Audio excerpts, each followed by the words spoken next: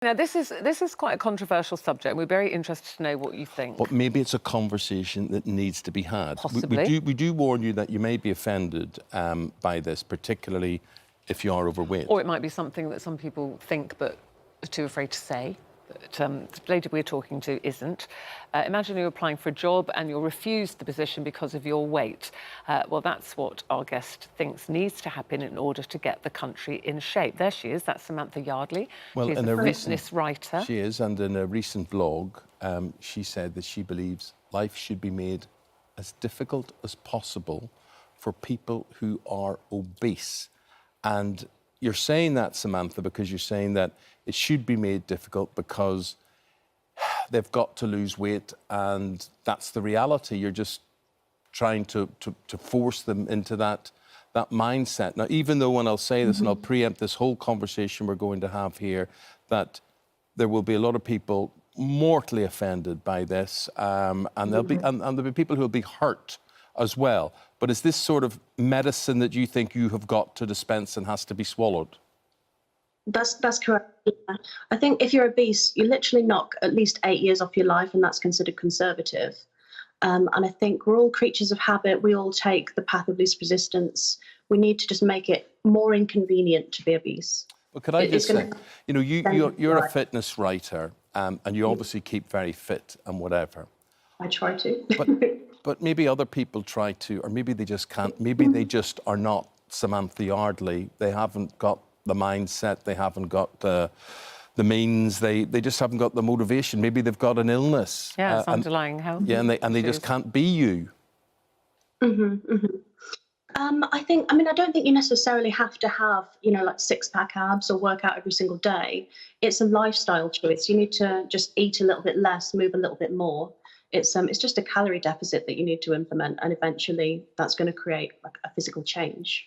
But for a lot of people, Samantha, that it is a mental health issue. Some people find that very, very difficult.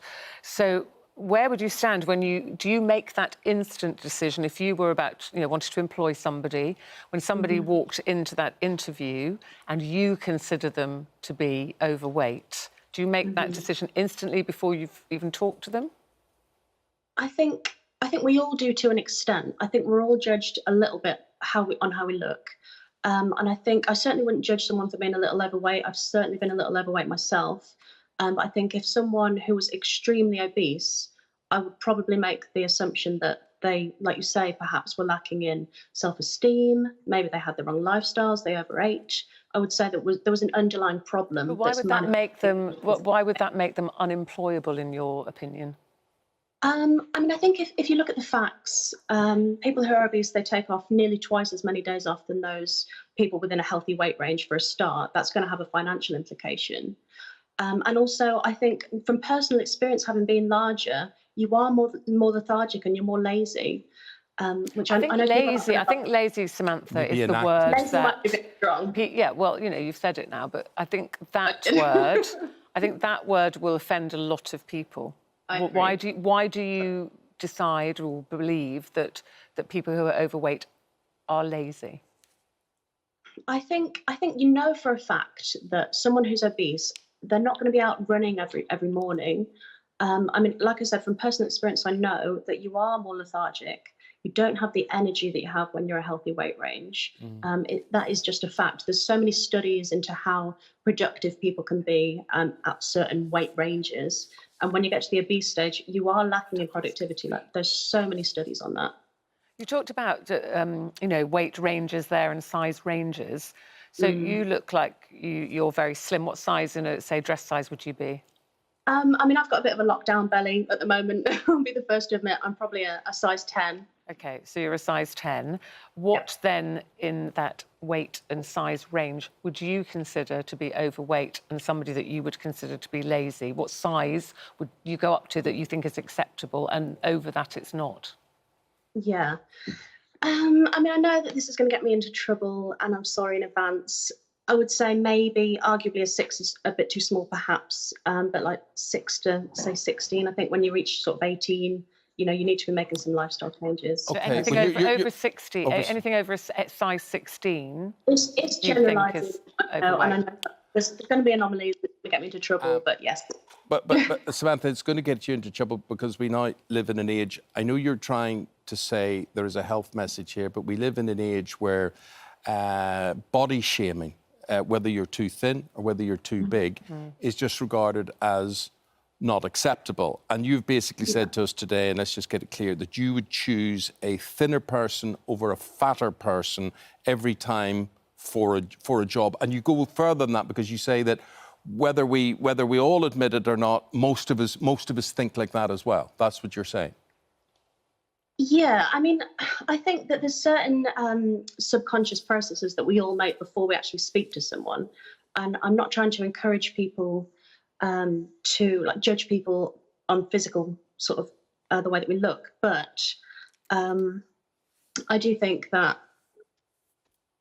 Oh, sorry. no, it's okay. You just froze for a second, Samantha. Carry on. Sorry. Yeah, so I just think that there are certain things that we do have the ability to change that we should be taking responsibility for. And obviously, weight is one of them. Just make a lifestyle change, take responsibility. What about just people in life? I'm reading here that you said you don't even think clothes in extra large sizes should be readily available. They should be more inconvenient to find. And you don't agree that people should be allowed to buy 2 seats on an aeroplane if they're overweight to make themselves more comfortable. I think they should be able to buy more seats to be more comfortable, of course. But I think that there shouldn't be a financial implication for people who are in a healthy weight range. It's making everyone else's plane tickets more expensive. Yeah.